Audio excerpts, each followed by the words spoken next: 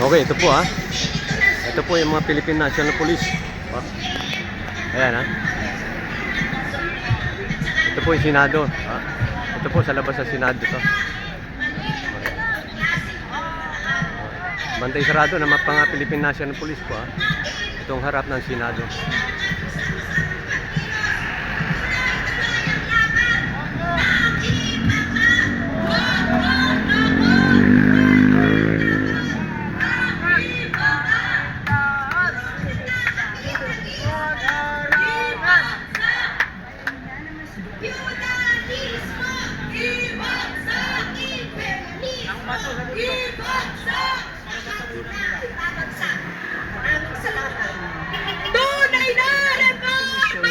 Violating the one-year bar rule and due process clause.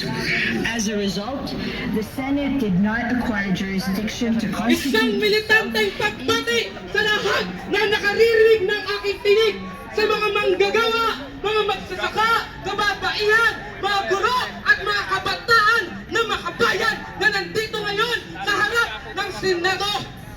Sa lumalalang krisis ng ating lipunan, mababang pasahod, nagtataas ang presyo ng bilihin, kawalan ng lupa ng ating mga magsasaka at pagtapak sa karapatang pantao ng mamayang Pilipino. Ano ang inuuna ng mga nasa estado poder? Mag-agawan ng kapangyarihan. Hindi na sila nahiya. Dahil nito lamang, Marso 11, nagpakita si Bato de la Rosa matapos ang 6 na buwan na mag-absent sa Senado. Ang lakas pa at ang kabal ng mukha. Bakit daw sinasabi? Bakit daw siya kini-question na pumasok siya noong araw na yon? Hindi ba siya nagtataka? Pinasasahod siya ng taong bayan. Ngunit kanino siya naglilingkod? Sa mga Duterte, pumasok siya mismo. Pumasok siya nung araw na iyon upang magpartisipa sa kudeta ng liderato sa Senado upang ilagay si Alan Peter Cayetano bilang Senate President. At alam naman natin kung ano ang gusto nilang gawin. Gusto nilang harangin, gusto nilang i-delay ang mga impeachment at ang pag-convict kay Sara Duterte.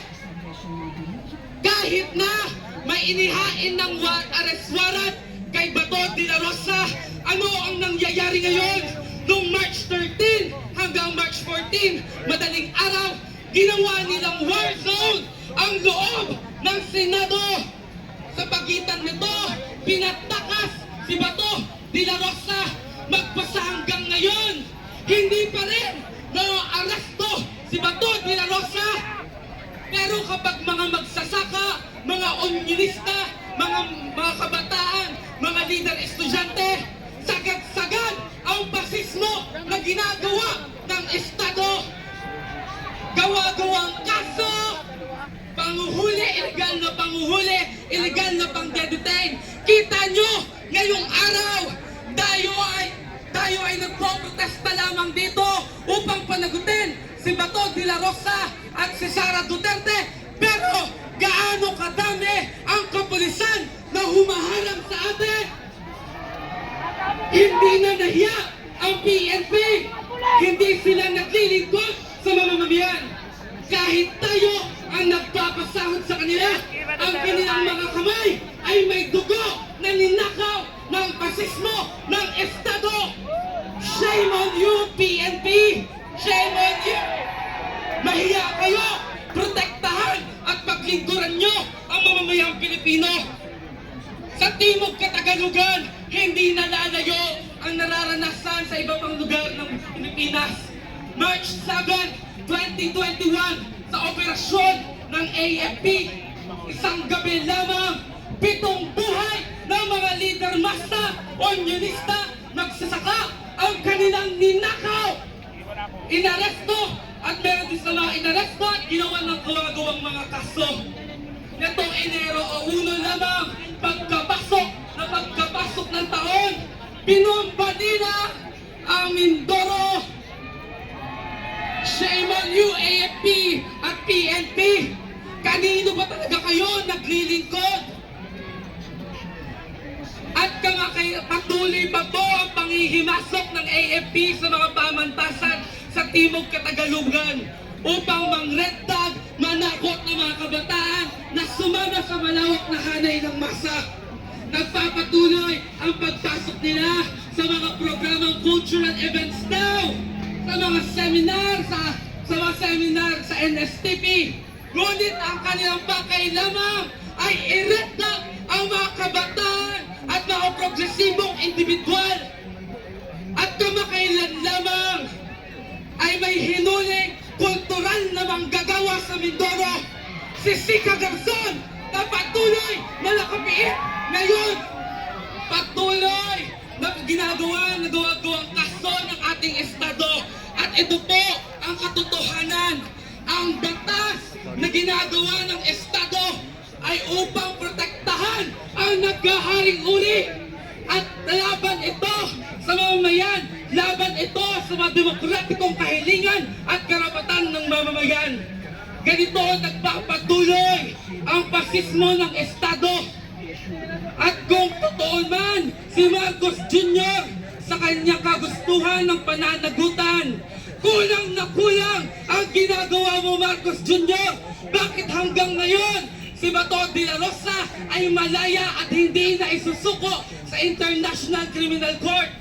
Bakit magpasa hanggang ngayon si Sara Duterte ay nakaupo pa rin sa kanyang pasto bilang vice-presidente? Kaya malinaw po mula sa punto de vista ng mamamayang Pilipino, ito, tayo mismo ay inaapi ng ating bulok na estado. Hindi naglilingkod ang pader, ang mismong institusyon ng senador na puno ng kasinungalingan sa kanyang mga pader at pagtatago ng mga politikal na personal na interes.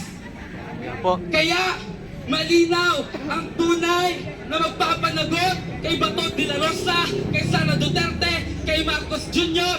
ay ang ating sama-sama at kolektibong pagkilos sa lansangan. Okay. Kaya patuloy po tayo magkikita sa lansangan dahil kung hindi makukonvict Sabi niya sa si Sara publiko, Duterte, hindi isusuko o maaaresto si Bato de la Rosa, tayo mismo ang aaresto kay Bato de la Rosa. Tayo mismo ang magpapatalsik kay Sara Duterte at gayon din kay Marcos Jr. Marcos patalsikin! Duterte patalsikin! Bato arestuhin! Sara panagutin! Convict! Okay. Convict! Convict! Mula dito sa labas ng Senado, ako po si Joey Rendo ng CNN Headline News. Convict! Mag-subscribe po. Convict! Convict!